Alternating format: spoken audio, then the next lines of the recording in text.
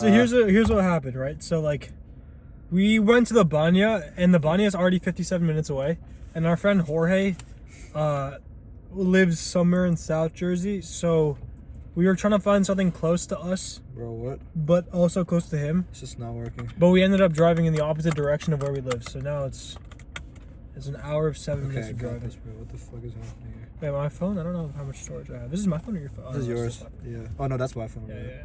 You might just want to navigate me. Yeah, I got you. All right. I mean, it might be easier if you just look at it. Yeah. Oh, there we go. It's working. There we go. All right, we roll. Let's go. All right. Fuck, it's not gonna work. No, I'll just hold it. Okay, just hold it. All right. Baruah podcast number 76. Me and Sid. Unfortunately, it's not gonna work. I'll just hold it in my hand. Yeah, just like hold it out for an hour and 7 minutes. Yeah, it's me and Sid today, and Jorge could not join us, unfortunately. He has a flight at 2 in the morning tonight, so that's ass. But Sid, how you doing?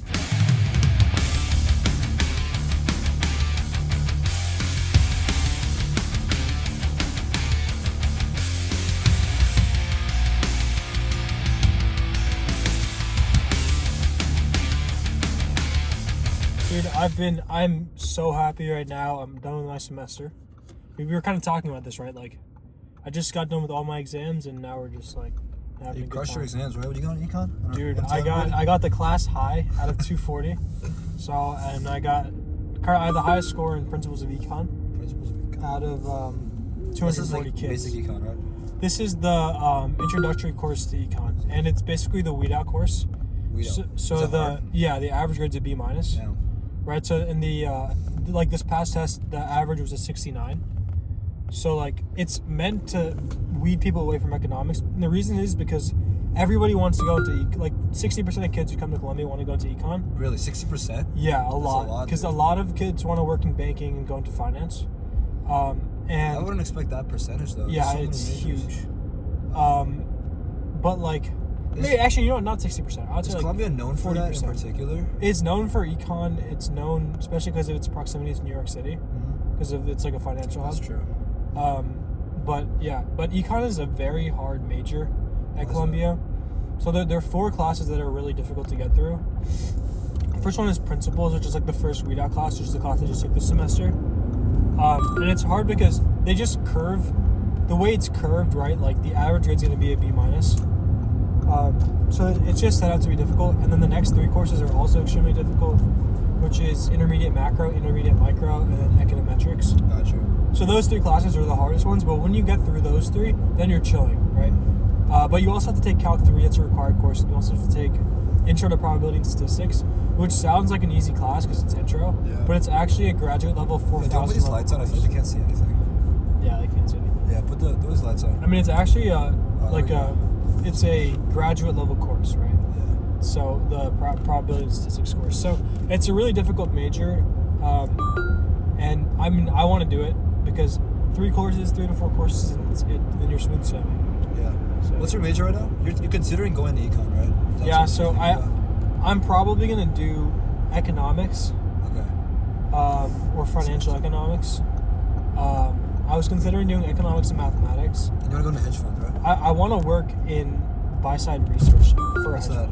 Buy-side research? Basically, like, you're analyzing companies and you're coming up with, like, investment decisions. Like, that's my goal. Okay. But, I mean, that might change. It might be something else. I think that's my phone. Turn that on. Just... oh, fuck. Oh, fuck. No, just take the exits. Alright.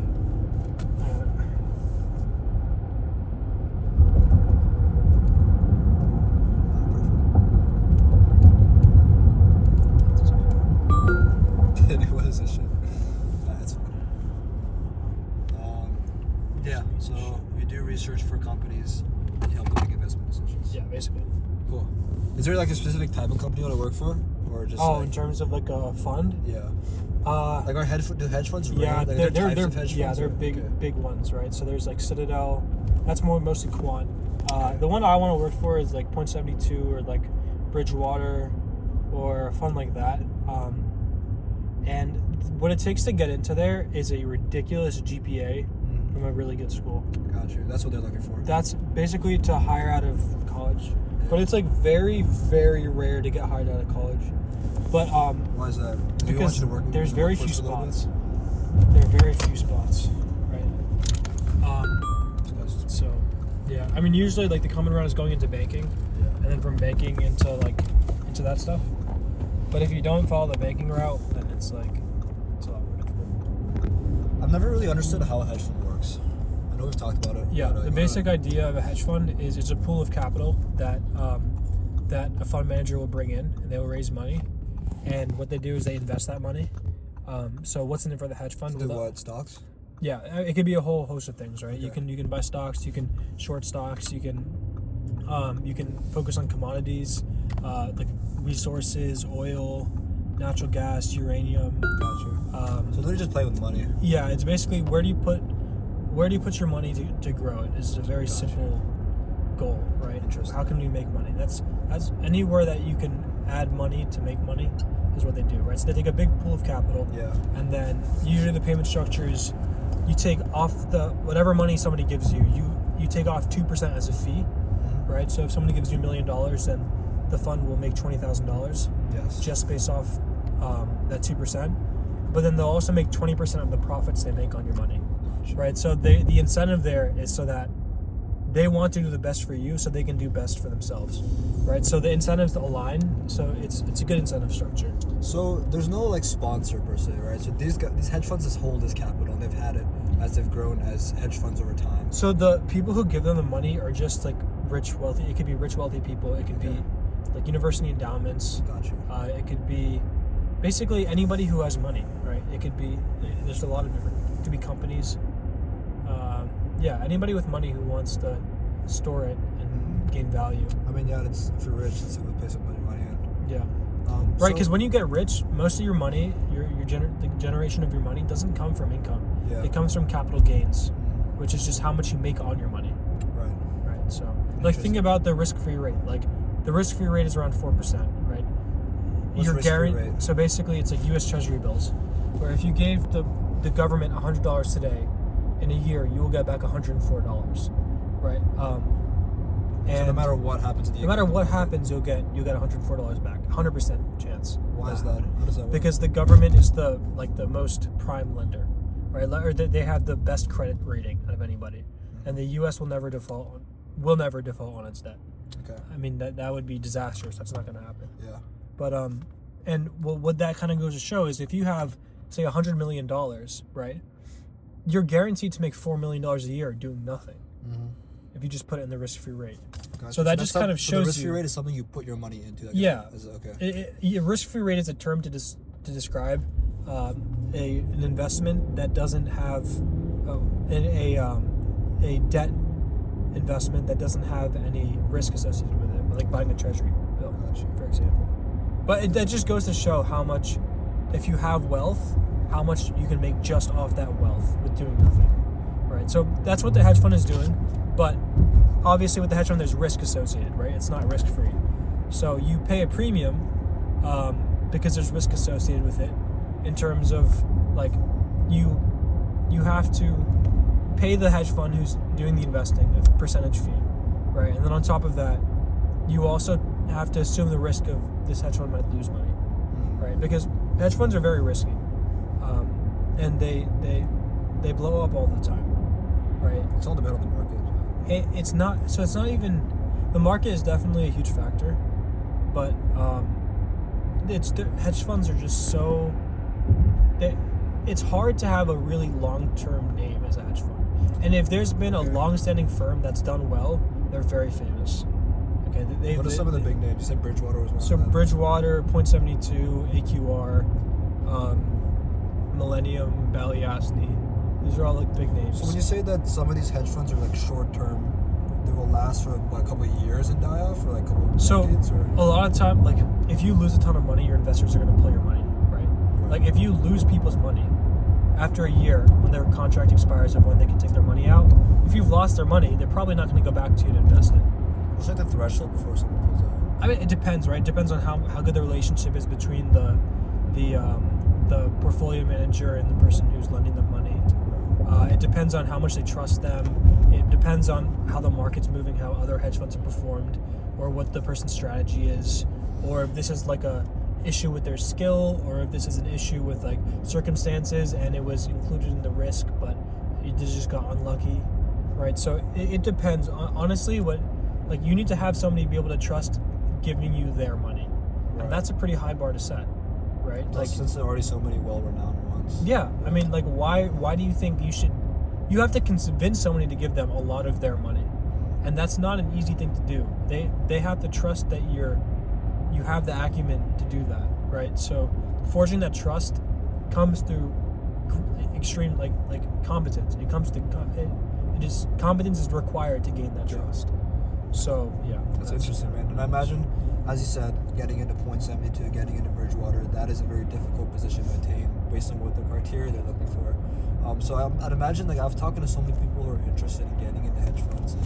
Is job security the big thing you guys stress over, or no? Job security. So I wouldn't even.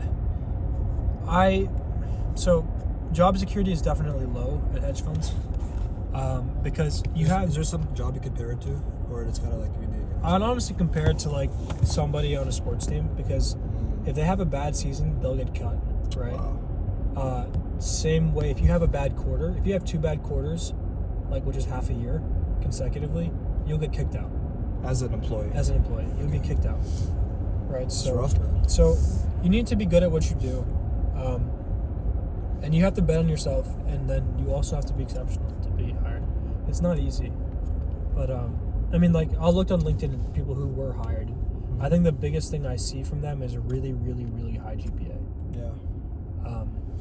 Yeah. So I think straight out of college, they're just looking for mostly academic performance. Mm-hmm. And why did they use that as a primary indicator? Just easier.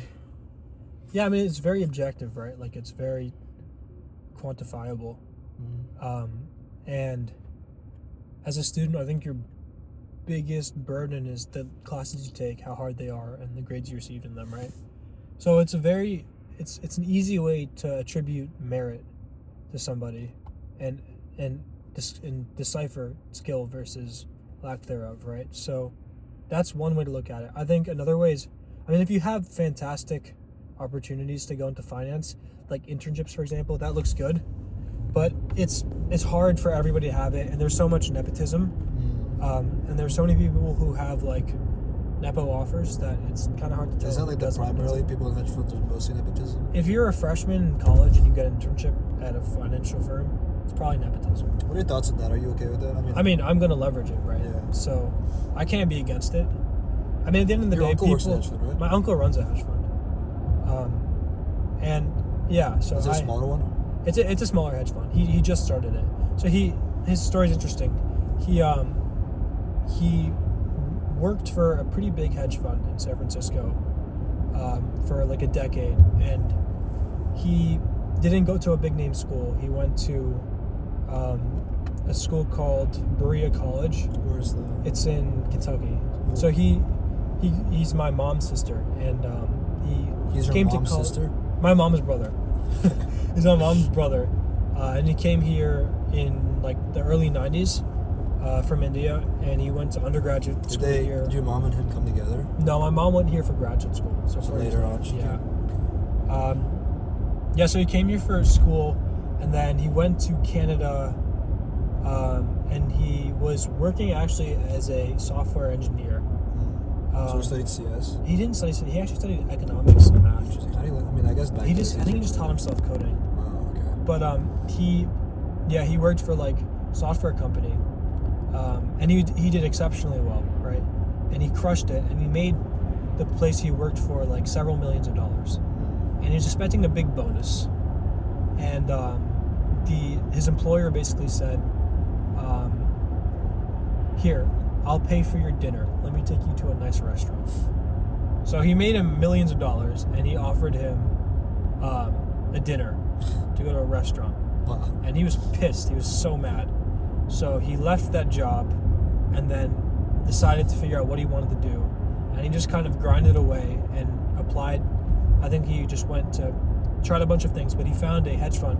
So he tried a bunch of business ideas? Not necessarily business ideas, but I honestly don't know what he was doing in between his software job when he left and going to his hedge fund. Right. Not the one he runs, the one he first joined.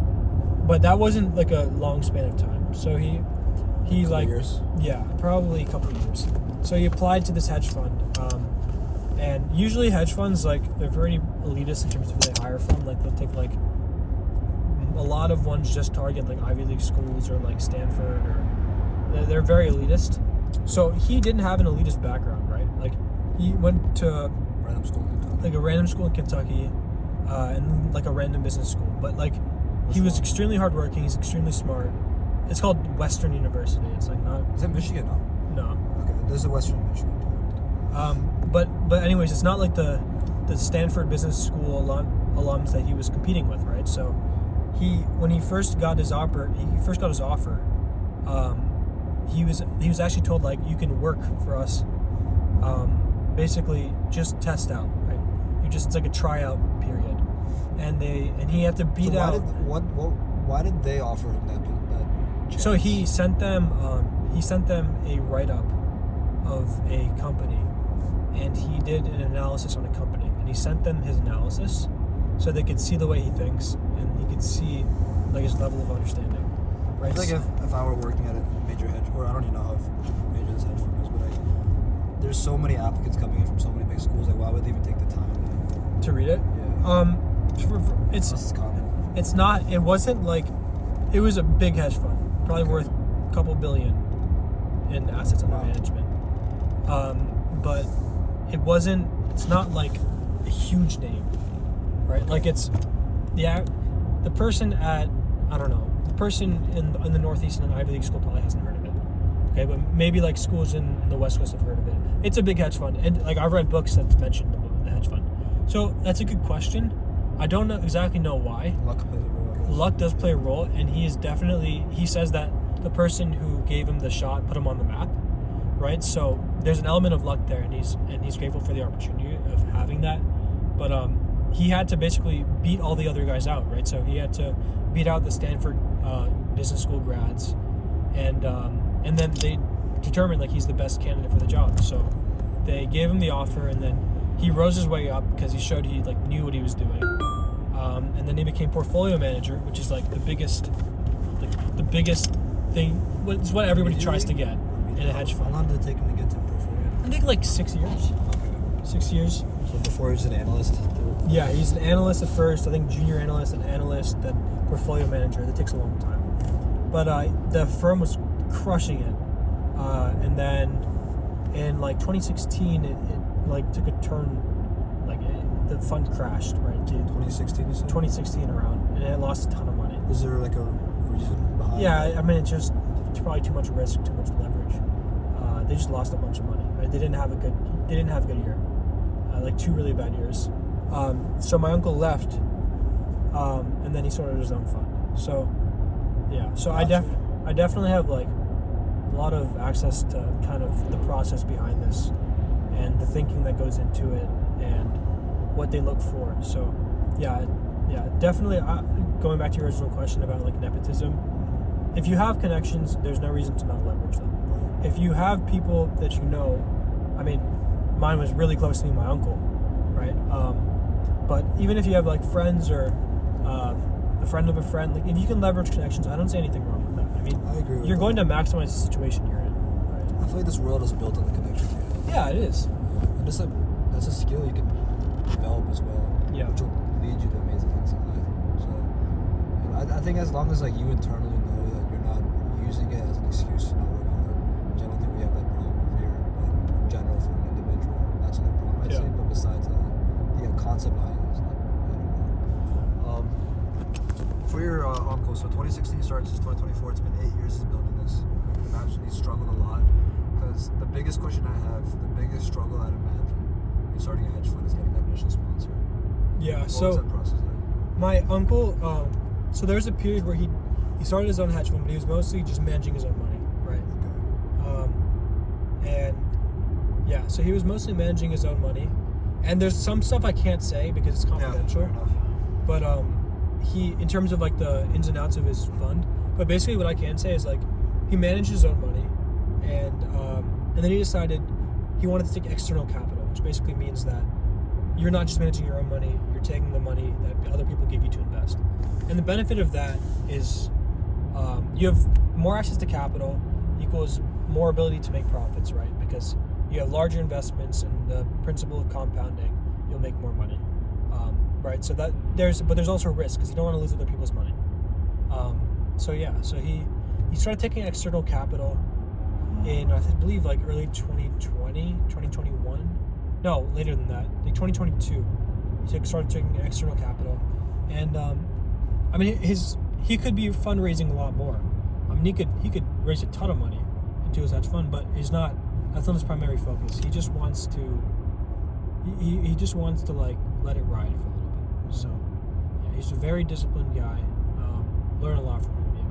Wow, that's an amazing story, man. So is talking to him really what got you interested in this in the first place? Like, when's the first time you can pinpoint where you started to fantasize with the idea of pursuing this? I mean, like, I always saw the things he did as cool when I was a kid, right? And like, I thought he's like a very impactful person in my childhood in general. In your life in particular? Yeah, in my life. In what ways? Like, he was always like this. He was like a figure of. He has a very big personality, and I mean, he's like he loves storytelling. He's very engaging. He'd always try and like make a big event for me when I was a kid, and he would make like little things seem like a big event. I don't know how to describe it, but that makes sense. It was always like a very interesting and high energy atmosphere around him, right? So when you have that that environment around a person, right, you tend to gravitate and idolize like the things they do, right? So I kind of always saw finance as like this mysterious, interesting thing that I wanted to consider and pursue. So just seeing his job, learning more about it, and then getting older and learning more about it, and also like it's an extremely lucrative field if you're good at what you do, and if you're lucky and you have access to money, right? It's so lucrative. But yeah, man, it's a hard job. It's not easy. Like he always tells me about like how much stress you have to go through and how painful it can be. So it comes with a lot. Like the ups and downs are really bad. So Riding that wave is the hardest part of the job. yeah. Interesting, man. I mean, I know just talking to people that people think about their careers, there's usually either a specific thing they're really interested in. Like for example, someone going into that's sick, what the fuck? Like someone going into neuroscience might be just so fascinated with the brain, or someone going into art must be so fascinated with creativity. Yeah. And usually, I think someone interested in something like a hedge fund is really incentivized by the huge monetary reward. Yeah. But I think in addition to the way you describe it, like something that I see in you as a pattern is that you seem like a person that just really has to work hard. Yeah. Regardless of what it is. Yeah. Like just talking to you, like looking at your first term at Columbia. We can get in the track as well. I'd love to talk to you about it, learn about it. But even just how you approach your schoolwork in general. Like there's some enjoyment. We were talking about this in the jacuzzi today in the hot tub. Like when you don't have something, you see like a quad looks a little bit small today. You're motivated in general. Yeah. When you see a big quad, you're motivated to get a bigger one. Yeah. And I bring that up because it seems like you enjoy working really hard on something. And I feel like a hedge fund kind of fits that perfectly because that's all you're really doing. Like you're kind of, your work is really specific in terms of you're able to analyze companies, and you seem to be really interested in just like current politics in general, like current market things and how that's impacting like things in the world. So it seems that you're like, you don't only have the monetary incentive, but you also seem really fascinated by the work in general. Do you agree with that? Or? Yeah, so I mean, like, I'd love to work, right? Like, it always pulls me in. Even if I don't like it, I'm just attracted to doing it the next day. Like, I don't know how to describe it. Like, any work. Yeah, like, I don't know if you ever have like a scab or something, and you pick at it and it hurts, but then you want to pick at it again for some reason. Like, it's what it feels like, but it's also extremely rewarding, right? So it's like a huge dopamine hit, and I've just been kind of like, ever since I started lifting and back in 8th grade, I feel like I've always been caught in this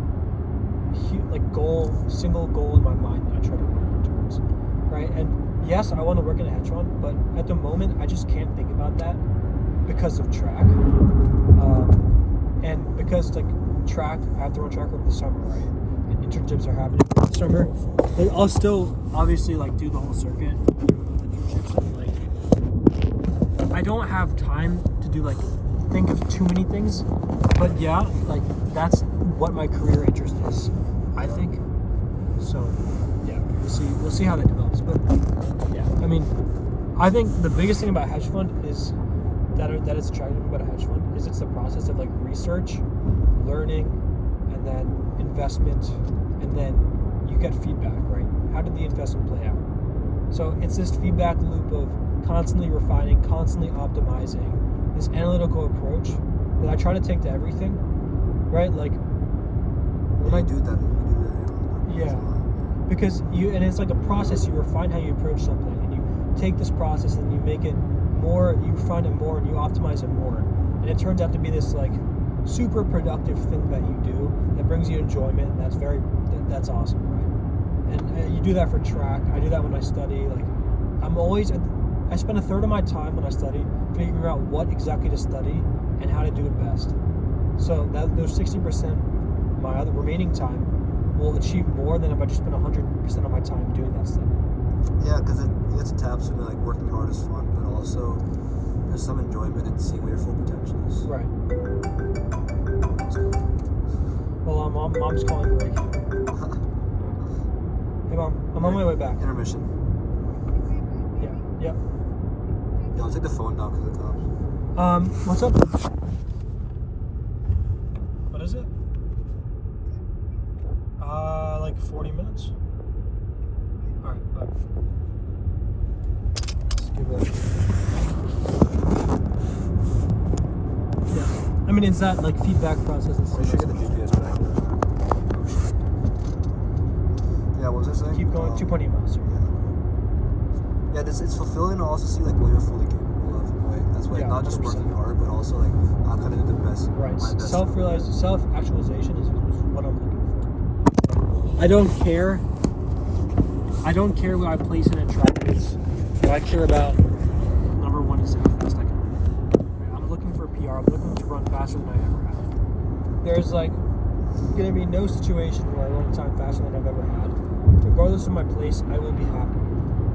Like, I would rather place 5th and run faster than I ever have than win and run slower than I ever have. That's interesting. Not slower, or just slower than my fastest time. Do you feel like there's any part of you that's motivated by beating people though? Honestly, like, if I'm being 100% honest,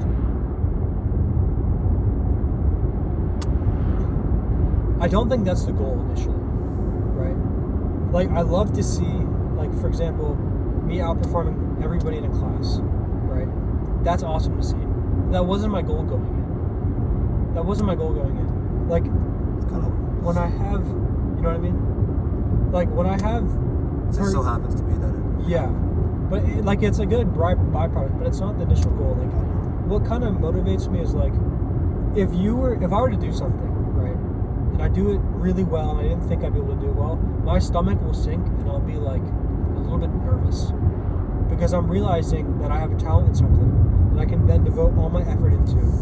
And, like, it brings nerves to me. Like, when I saw my Econ grade today, for example, like, I got a little bit nervous because I'm like, shit, this is a new standard I have to set for myself, right? And, like, it's just, I got to do more of this, right? Because I want to keep it coming. Like, it brings me, like, if I run faster than I ever have, like, I get nervous, like, shit, I have more left in me.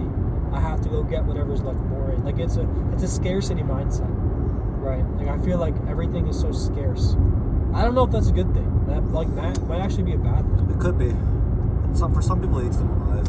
Yeah, well, like, I think you can still do it and still be fulfilled in a way. No, yeah, I mean, it keeps you at. It makes the result not the goal. It makes the process the goal. If that makes sense. Like, yes. I mean, if you're looking at a result and thinking you have more left because you just got better, it wasn't that goal that motivated you. It was the fact that you enjoyed the process, right? Yeah. So if you don't enjoy the process, that's a very defeating spiral, right? But you enjoy the process. I enjoy the process. There's nothing better than a day of training, sprinting, lifting, and studying. And then Banya with the friends. Yeah, there's nothing better than that. It was a great day, man. Great day. You trained in the morning So too, good. right? I trained in You studied today? Oh. I read a little bit of a book. That's good. See, it feels good, like, getting up on time. I went to the gym. Yeah, dude, I hate I'm not gonna sleep in, bro. Like I'll sleep until like 9:30, but I'm not gonna go to bed at 2 a.m. Wake up At the next light, turn left. Just don't feel good. You figure out yeah, dude, I don't get like people who perpetually sleep in. I get it once in a while. I don't think you can. Like it just feels so shitty. A lot of people live like that, man. Yeah, they go to bed like I see that all the time in Columbia. You go to bed like 4. Oh yeah, I mean college life. Yeah. I mean it's normal. I mean, for me, like I feel the best sleeping at like 11 to 11:30 and waking up at like 7:15. Yeah. For me, it's like probably go to bed about midnight 1. You like to study at night, so that makes sense. But no, during the school year it's different. Like Okay. when I'm at home, it's that way. But during the school year, I usually go to bed around 11:30 to midnight. Okay. And I honestly don't really work past 10:30. Also, this is a huge thing, bro. Everyone's saying you have to pull all-nighters and shit. Like you don't. This is not necessary. There's this constant thing where like people think you have to do this crazy thing and like extend the hours of the day to achieve things or like get good grades. It's upside down. And I'm just thinking like you don't need to do all that. You can sleep on time and just use your hours of the day productively. Well, yeah, but I think a lot of people struggle with how to actually spend their day productively because they have a lot of like empty hours. Yeah, you gotta schedule your shit. Like you gotta fucking have a schedule. I think for you, like having so much on your schedule already put for you helps you so much. Track is when you have more time. A lot of times you do less. Yeah, I agree. Like, I see that myself.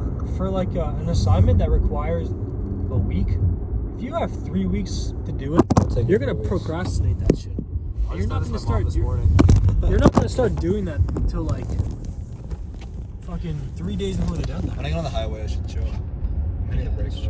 I'll just chill. I'll just go slow. Yeah. No, I agree with that. I think that's why I like setting deadlines like before the deadline, but like somehow convincing myself that that's the actual deadline. Yeah, you have to be able to convince yourself that this needs to get done today. Yeah. And it's actually hard because a lot of times it doesn't need to get done today. Yeah. And it's hard to mimic that stress that a deadline gives you. Yeah, but that's like a good kind of stress. Yeah. That's why like whenever there's like a project or something you have to pick a time, like I'll always pick the earliest one. Oh, sure. When you finish it, like damn, I'm so glad I just got that shit done. Yeah, walk me through your typical day in Columbia. I think we were talking about this before, and then I kind of cut you off at some point. Yeah, I mean, my typical day is like, I'll get up around. So this semester I had an 8:40. Every day? No, twice a week. But next semester I don't. It'll look different. I'll just walk you through a typical Monday because that's like a representative day. Right, so I'll have class for like an hour and a half at 8:40. So I'll get up around 8:20. I'll run to class, and then like during class I'll like I have to drink water or drink like Gatorade or Powerade just to get some like electrolytes, some carbs, sugars, hydration in.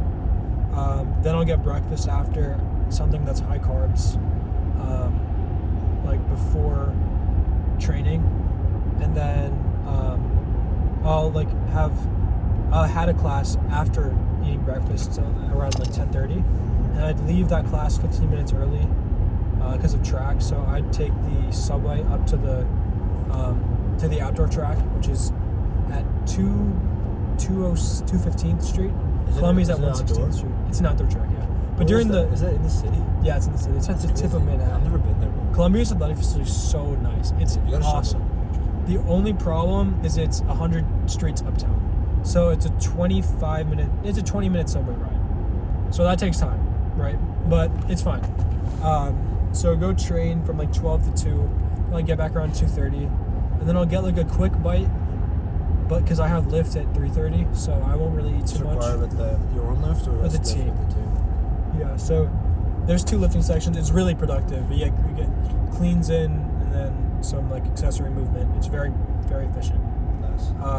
And then How's the gym over there? You have a private gym for athletes, right? Yeah, and that's and then it gets on at like 5 o'clock.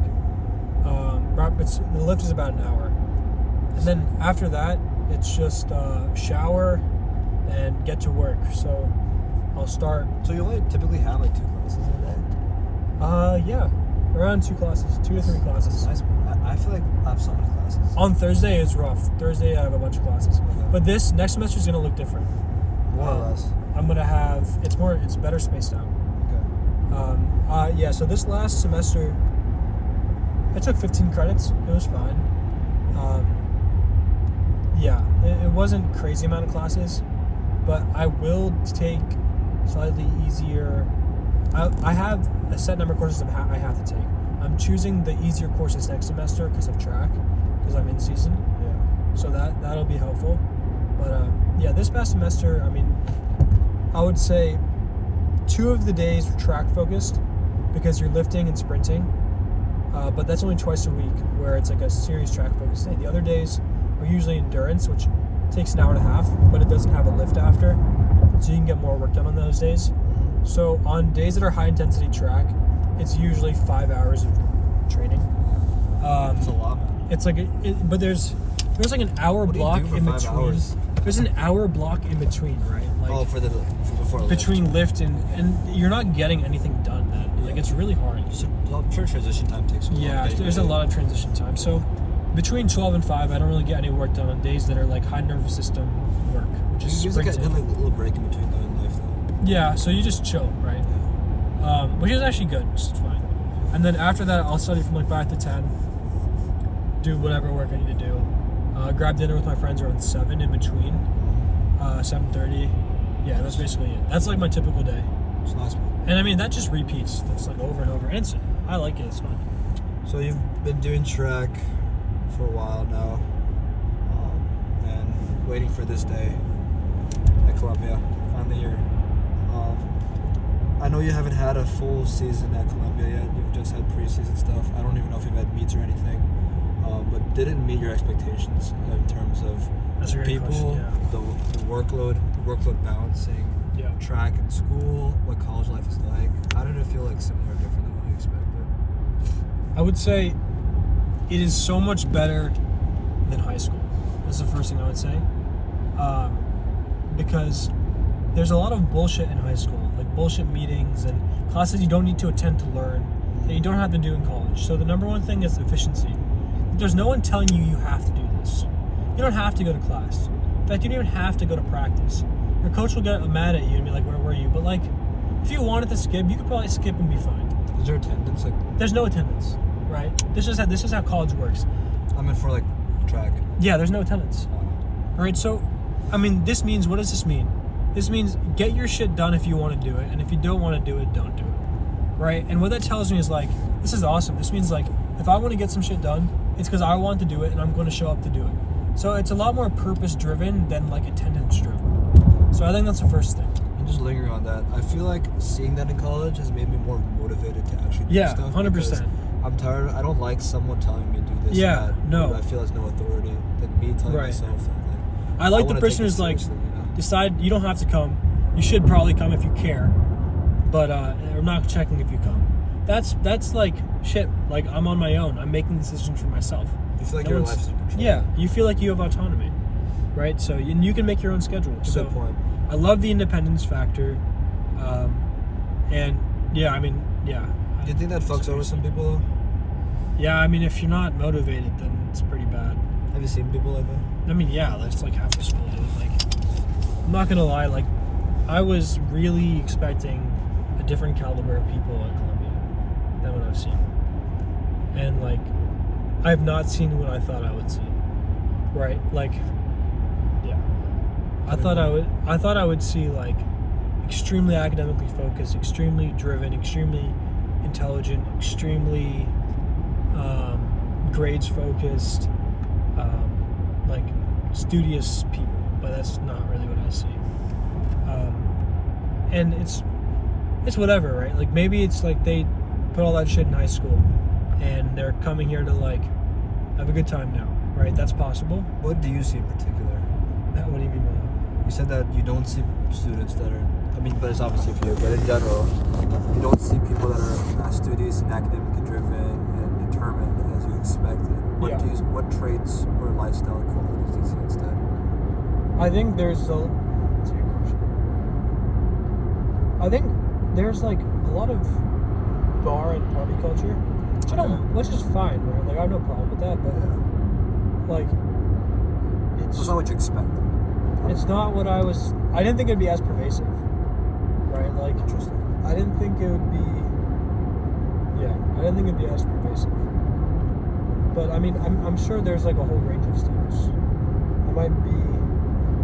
I don't have access to the full student body, right? So I'm only telling you what I see in my experience. I'm sure there's other stories out there that would be different. But I do really like Columbia. I love Columbia.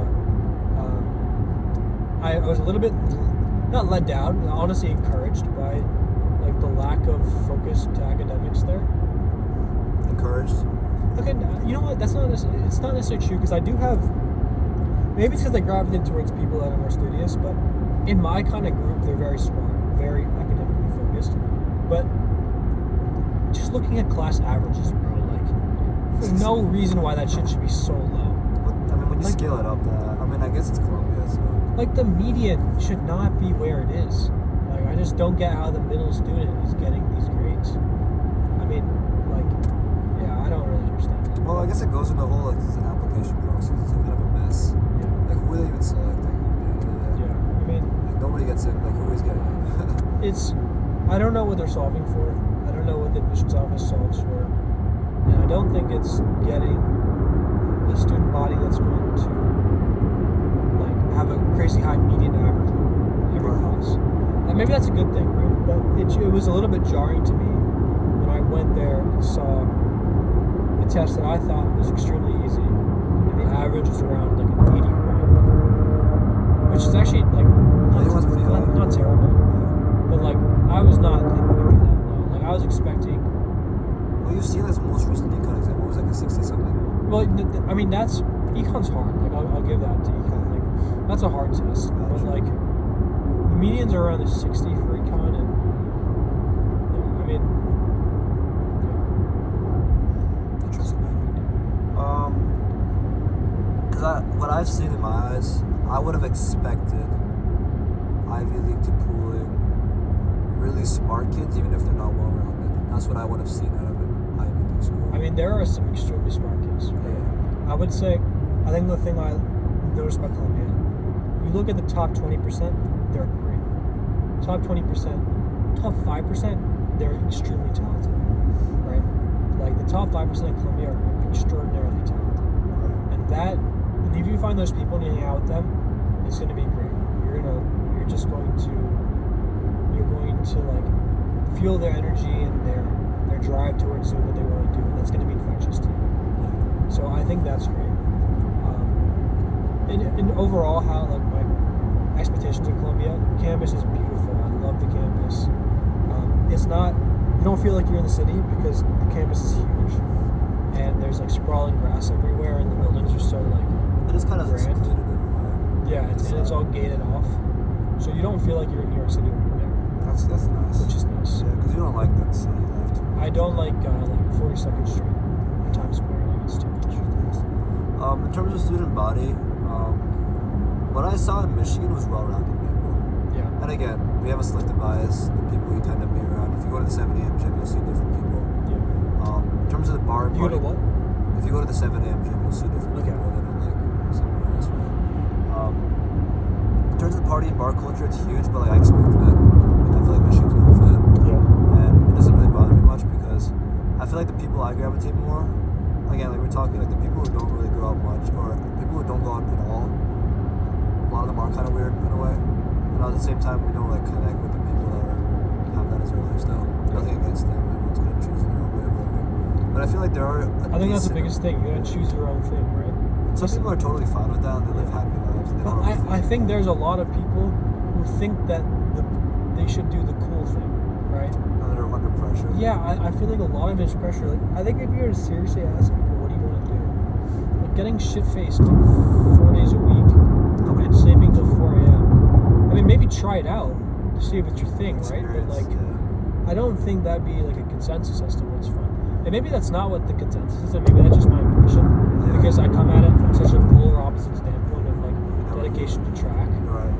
I mean, so yeah, it might be like a selective bias from my standpoint, but I mean, like, it seems like a lot of people are doing that. And Maybe I'm fucking boring. I don't know. Maybe. That's entirely possible. I feel like I've gravitated. The people I connect with the most, the people I've gravitated to the most are people that will go out occasionally, but it's not their lifestyle at all, and they have other things in life that bring them meaning. Those are the people I feel like I connect with the most. And there are a lot of them that do exist. And what I like is that most people I meet care about something in life. Yeah. And it could be school, it could be sports. But when you talk to people, you learn so many secrets, man. It's crazy. Like one guy I've known at the gym all year, I just figured out that he rots car shows. Yeah. His name is Aditya. He's a senior, and bro, he's loved cars all his life. He went to a lot of car shows in like Boston throughout high school, and he started growing his own kind of like organization where he started hosting his car shows and connected with different people. And he, every year in Boston in May, he hosts a fucking car show. Expensive ass people come. People worth a lot of money come and show off their cars, and it's sick. And this is a random example, but everyone has like a little secret about some random thing that they're really interested by, and it's really nice to be around people who care about something. I feel like then they kind of feel like normal, because I feel like people in general that I see as normal like care about something. It can be as simple as school, or just the gym, but I feel like people who kind of live on autopilot who don't have that thing they care for, that's when I feel like there's an energy mismatch when you talk to them. Yeah. And like, Sorry. I don't even think it matters what that thing you care about is. Right? Like it could be anything, but just in general, a dedication to a certain thing that you value as important is something that if two people do, regardless of how different they are, I feel like there's a sense of common ground that they can find just because they're both devoted to a certain goal. Right? It doesn't even have to be. It can be entirely orthogonal, right? Like you trying to grow your podcast and lifting as much weight as possible. It's very orthogonal to like me trying to run as fast as possible, right? Yeah. But like we have so much in common because we're both trying to pursue this goal that we have, right? So it doesn't even matter what it is. It just matters that you are working towards something, and it's something that you value, right? That's a really good point. Yeah. Earlier I asked you expectations of climbers, what you expected. The first thing you mentioned was a surprise by the student body. Yeah. What else you want on the list? I like my coach. He's very chill, and he kind of like tailors things to your need, which is great. His training's great. He's not hard-headed in his approach to something. He is constantly open to learn from other coaches and what he learns, and he's very methodical. So yeah, I like my coach. Team's alright. Nice. It's the first time you can say I like my coach. Literally, I mean, I like my freshman year coach, or no, my junior year coach. Okay. The first one I had, Coach Book. Great guy. Really smart dude. He went to Williams, majored in math, and then went to UPenn after. Wow. He's a super smart guy. He was a great coach. He also he was a heptathlete at Williams. I want to hold the phone. He was a great coach. What? Might try to run the curve. No, they didn't. It's the break. Testing Charlotte's driving skills. I go a lot faster than this time. Podcast more important today. Man, that Banya felt good, man. Yeah. I feel like it felt better today than last time. Dude, I'm definitely getting a Banya in my house. I was actually talking about that with my dad yesterday. I'm putting a Banya in my house. It's not that hard, bro. Like, It's what so do you worth need? it, man. You need an ice bath. You need a really hot sauna. Yeah. Look, I just think you're not going to leave the sauna on the whole time, though, right? So it'll probably take a long time to heat up. That's the only bad But like, thing. you can just turn it on and go upstairs and do something. Also, I don't even need it to be that hot. Yeah, today was 205 degrees, man. That was a steam. I think the dry was even... Wait, the dry sauna was 205? Sorry? Was the dry sauna or the steam? Oh, the main stuff. Yeah, okay. Yeah, That was it's hot dry shit. one. 205. Today I Dude, felt- like, I felt sick in I think there. a baked thing's at 205 degrees. Baked? Like in the oven. No, because the thing was in the top right corner of the room. So it was literally just like the temperature of the room, like in the corner. I'm pretty sure. No, I'm saying like I baked things. They said the thing. Oh no. I thought you meant the furnace. Yeah. Like I've baked things. I feel. It's crazy. I felt like I was getting cooked in bed. Yeah, it is really hot. People probably don't know what a banya is. Yeah, it's basically like a Russian spa, but it's Russian obviously, so it's hardcore, right? go in there. There's a bunch of like 250-pound bald mafia dudes, and you just sit there and you sweat. You sweat your ass off, and it's 205 degrees. And then after that, you jump into a 40-degree freezing cold. Best part. Yeah, into the freezing cold water, and then you freeze your ass off for the next 5 minutes. Then you get out, you go to the bar, and get some vodka. Yeah, and you don't feel anything, and it actually feels really good after. And then after, you get something called borscht, which is something That was so good, man. which is I was a little bit worried. beet soup with ground meat in it. Was it lamb today? It's lamb. Yeah, she's good. Really healthy. Yeah, dude, the Russians do it right. Russians have some secrets, bro. The Russians, the Caucasus region, they all love doing I had a Russian friend in high school. Yeah, Dagestanis, Misha. Oh yeah, you in my high school. Fuck. Was it Misha? Yeah. Oh, yeah. I had a close Russian friend. He stayed at my house for 3 months. He's from. He's at Wisconsin house. Oh, Yeah, nice. for the summer. So you're a really nice guy from Lawrenceville. Yeah. What was that like? Super Russian. He was extremely Russian, very huge Russian accent. But he was so quick to understand all the, like, you know how Americans like have a certain way of joking or say something Yes. that is like hard for an international kid to understand. He Yeah. picked it up instantly. So You think they're more intuitive? he's a smart kid. Or him intuitive? Yeah, he intuitively picked it up. So he was able to understand like American humor and pick all that shit up easily. I feel like living in a cold environment does something to you. Dude, imagine living in Alaska, bro. Fuck that, bro. Dude, I feel like you just become like a hardy person. HARDY. Yeah. It's like a tough, hardy person. I like seasons. Like, dude, imagine living in a fucking. I met a guy from Alaska, I'll tell you that. There's somebody in my school that lives in Alaska. I know 2 people from Alaska. Too. It's too one. There's like both unremarkable people. I don't mean that in a bad way. I'm not What gonna do you be mean by unremarkable? like it didn't surprise. They're just like, oh, you're from Alaska. It's like, oh wow. There's nothing like. But they seem nothing. normal. They seem like normal people. Yeah, 'cause I guess the one guy I met, he was welcoming. I don't even remember what he looks like. I barely talked to him. But I just feel like, dude, imagine this darkness all the time. I feel like I'd be depressed. Yeah, darkness is good. That would suck. I'd love to live in Florida. That'd be nice. You want one hot home, one cold home. You said something like that. Dude, that's the ideal. House in Florida and a house in New Jersey. I guess so. I want to live out west, man. Like in California. I don't know where, but somewhere with maybe nature, cool stuff. I want to be near cool stuff. There's nature in the east too. Yeah, but it ain't like those national parks out west, man. You go to fucking the Rockies and Yosemite, and, all those ones in Arizona, Nevada, Colorado. I feel like being there would be sick. Having all that close proximity, you can make a weekend trip to like any national park you want. That'd be sick. We don't have much of that. Like, I love nature, don't get me wrong. I hike all around Jersey and I love it. That's what I displays it because I live here. You know, like if I had lived there, bro, I feel like it'd be amazing. I just love nature a lot. So. You've been to all the national parks, like Yosemite. Bro, I've not been anywhere. You've not been to Yosemite? No, man. I've not like explored the West.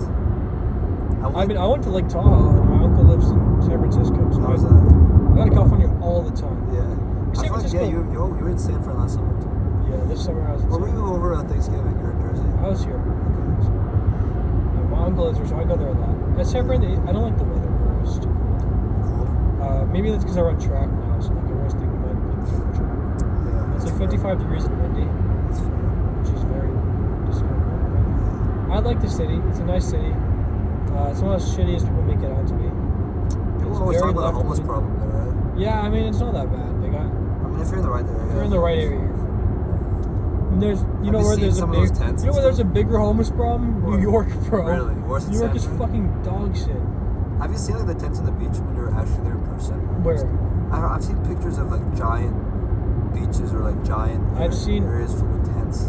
I've seen, there's like one street that is like all just tents. That's so fun. Cracked out. I've never seen that in New York.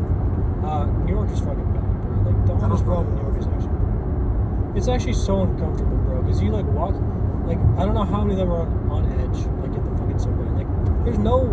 What if they fucking push you into the subway terminal?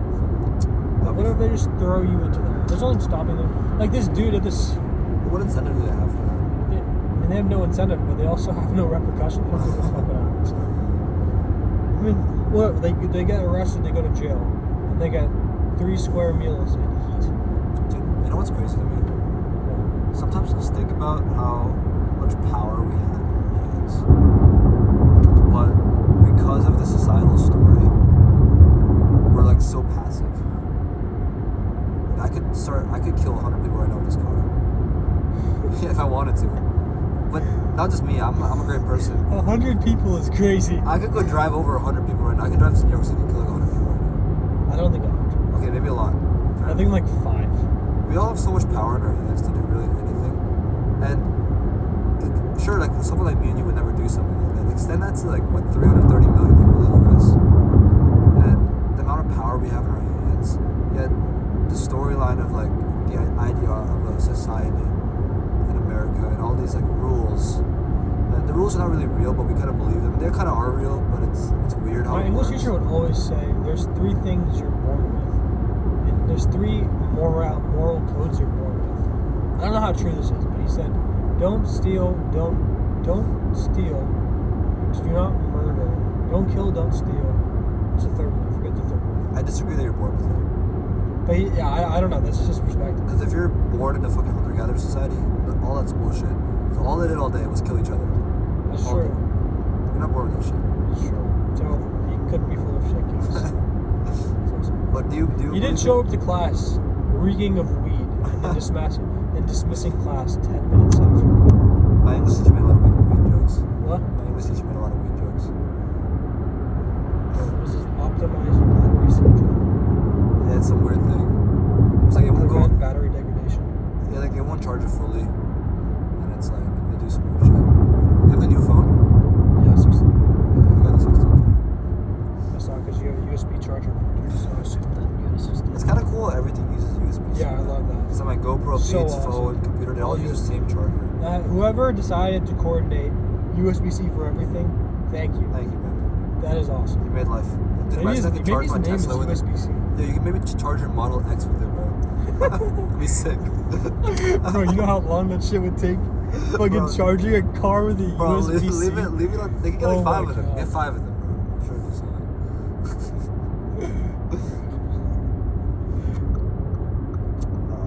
What'd you think about K-pop? I thought it was a little bit too much. I thought Jason. It was interesting. Like I've never had food. I get. Oh shit! I brake too hard. I was a bit for that.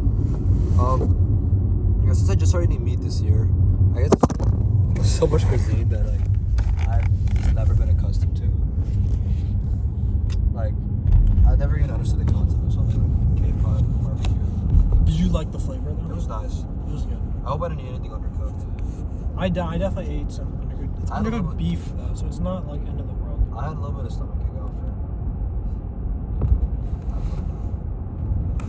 Pray for Jorge. You gotta fly it. Yeah. We were with our friend Jorge, and he's half Korean and half white. Half black too. Half It's like black 3 too. halves. 3 halves. And he's going back to Honduras today. So, not back to him. He's going Back to the homeland. He's not going back to Honduras. He's just going to Honduras today. We need to break from Navy. He had a Navy, by the way, and he was on the podcast on episode 37. Which one? The beach one? Yeah, that was so much fun. Oh, I watched that. What did you think about it? It was good. I I watched him. Yeah, he's funny on Jorge's a funny guy. it. He's so funny, bro. Yeah, I mean, I rewatched that and it makes me. Rewatching old podcasts makes me really emotional.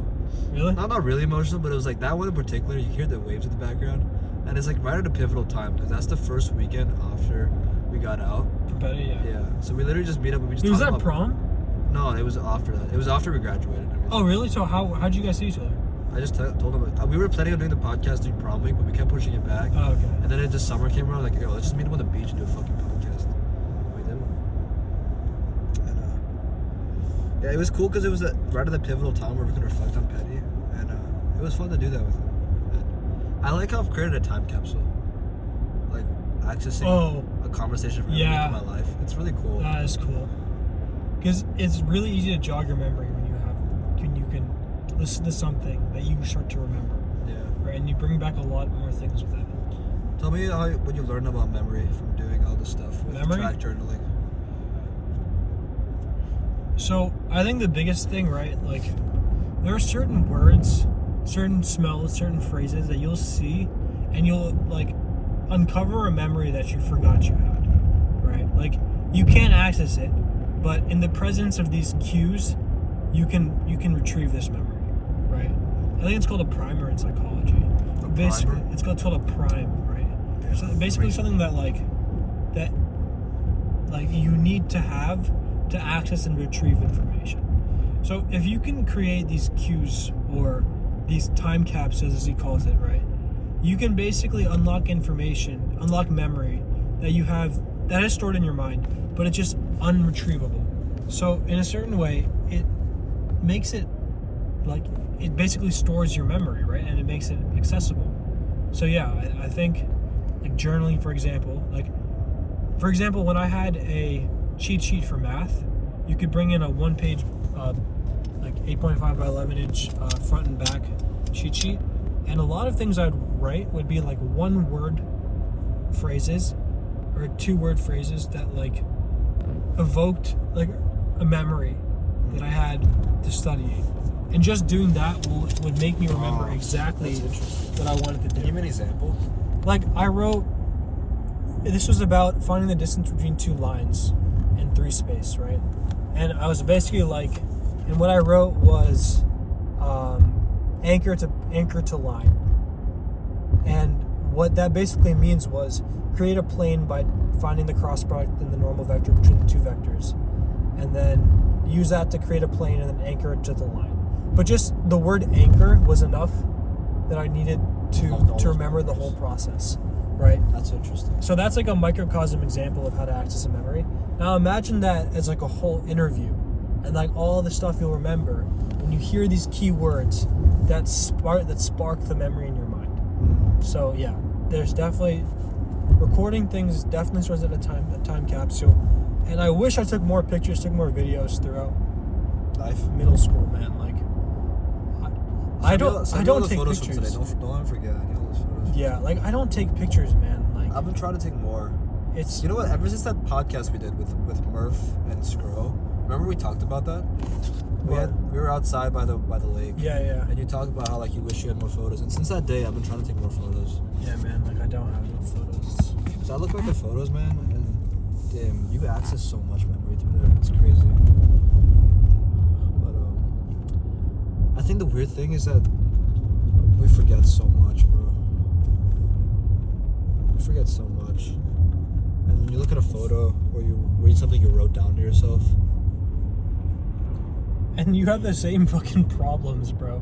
Yes. Like, you always think, like, after I reach this stage, it's gonna be some, like, utopia. No, bro, like, the shit resets.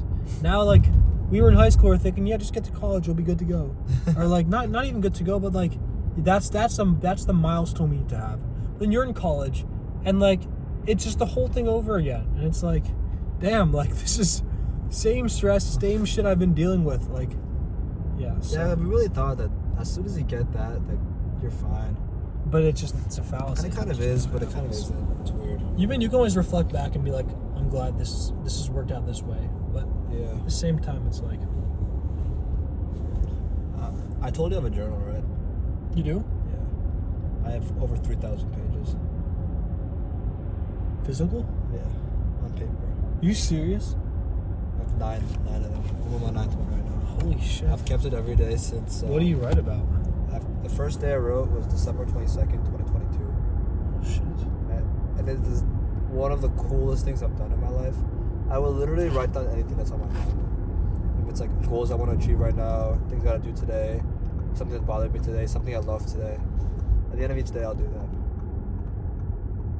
that. And it really opened my mind to the nature. It's kind of fun.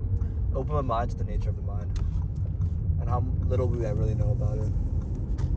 It's like when we talk about those cycles, I always knew what they were. These cycles that would you deal with the same problems over and over again. But the extent to which that's true was insane to me. Because one thing I learned is how easily we forget small things. I will read a journal and I won't remember writing it. It's scary. I won't remember. It is scary. Because you might remember the experience faintly, but you won't remember your thought patterns. Yeah. And it's crazy how, like, if you looked at would you compare your current body, right, like your current physique, to like 4 years ago? It's different, right? Yeah. Imagine your mind changed that much too, and Yeah. it did. And it always is changing. It's pliable, as Jocko Willink says. It's pliable and it's always changing, ever changing with all your experiences. And it changes fast. You'll go home and you'll go to Michigan and your mind will change. It will literally, like, the things you think about day to day will change. And you'll forget because your brain fools you and it creates an illusion. But you look back at what things you wrote word for word. If you write down, like, very accurately, like, the thing that was on your mind, it's scary how it opens your eyes that there's some problems that you think you're dealing with the first time you dealt with 10 times before you forgot about it. That's true. And it's like worth it. And it's just, it opened my eyes to so much. It helped me understand myself as a person so much. And it brought a lot of clarity. But It's hard to understand yourself, dude. It's like, honestly, like, other people have a better insight into being able to judge you objectively than oftentimes yourself. Like, if you ever, sometimes, like, I'll hear somebody say something, and I'm like, holy shit, that's true, and I don't even realize it. about you. Yeah. I agree with that. Because there's something in your brain that likes to fool yourself. It's like,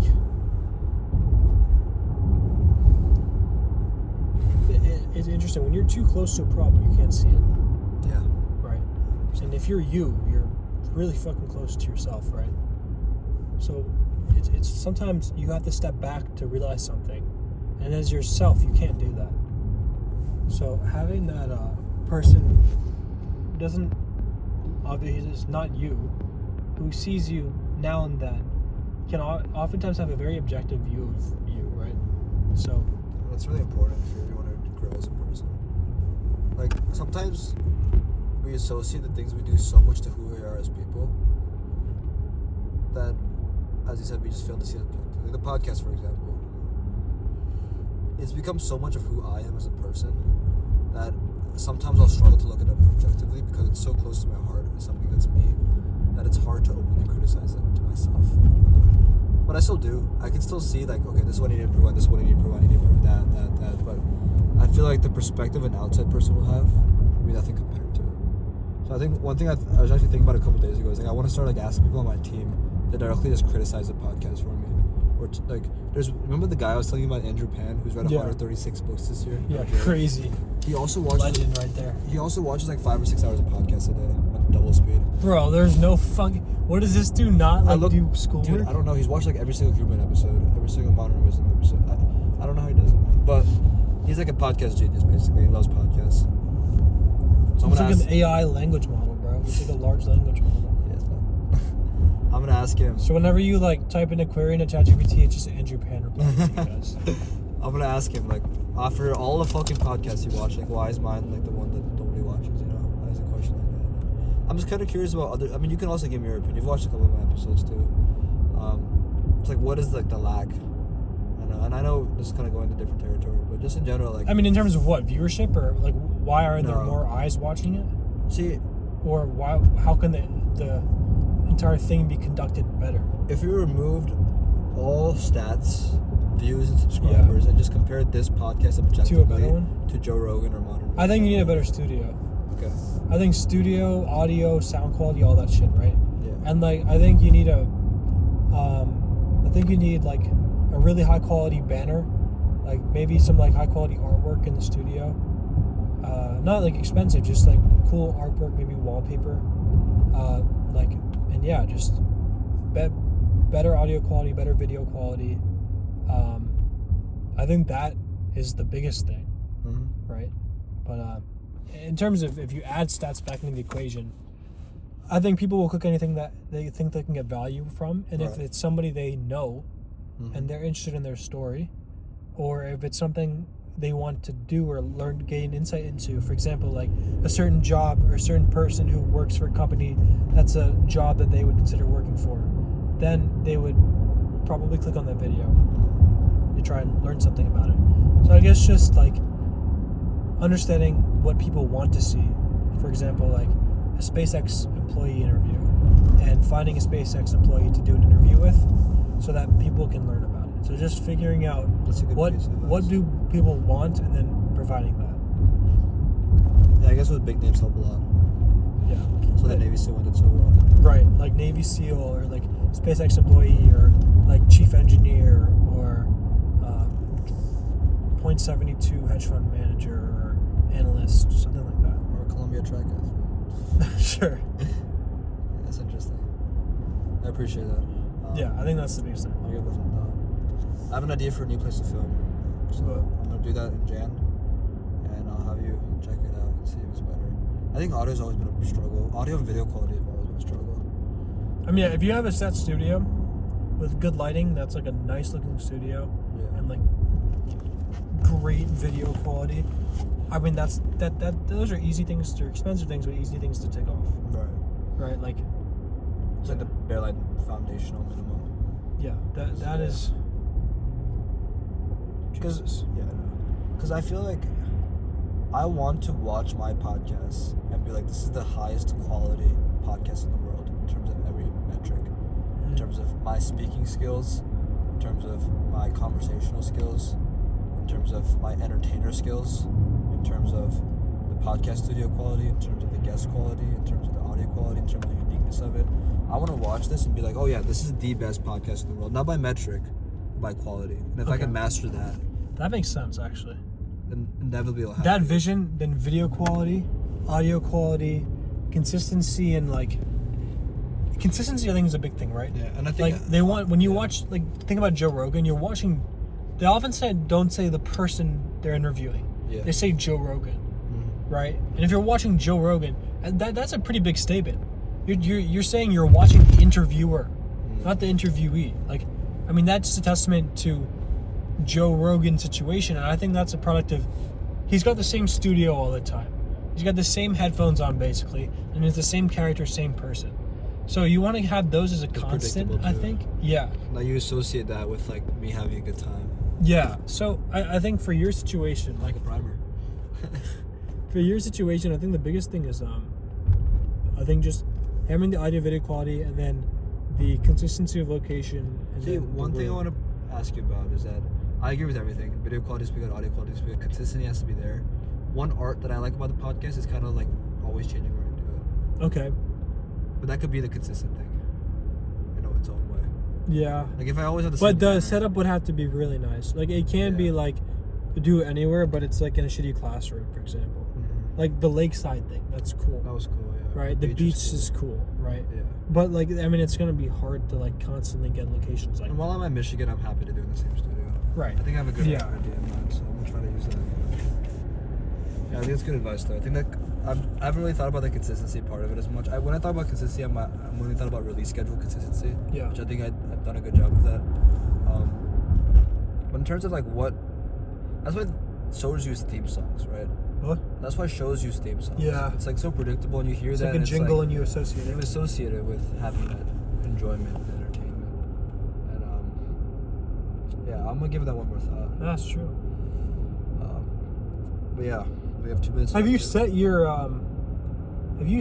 jingle for the Baruah podcast? Jingle. Like there's that intro song that I always hear. I think Are you rolling with that? I like that a lot. Okay. What do you think? It's like a heavy metal. Yeah, it's I like it's it a catchy. lot. Like now, I feel like you can't change it because I'm just associated with your show. Well, it's never too late. I'm 423 subscribers right now.